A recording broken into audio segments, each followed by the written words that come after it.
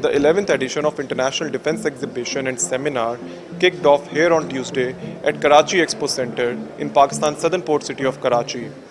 During the 4-day event, the participant companies will get the opportunities to demonstrate their products, networking, and business expansions like business to business and business to government engagements.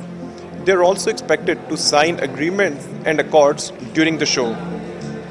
That ideas is a shared vision for global peace, stability, and harmony amongst the community of nations. And the ideas slogan, Arms for Peace, truly reflects Pakistan's principal stance in this regard.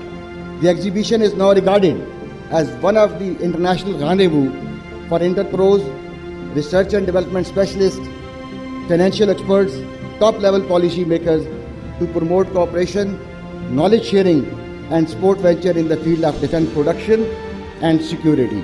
I think this is a unique opportunity in Pakistan to bring so high-tech industry in Pakistan, and it's a good for as a country in Pakistan that our new generation and those companies which are coming from outside, from overseas, giving a good opportunity to see technologies in Pakistan to grow here, which I think is a good opportunity for Pakistan to grab on.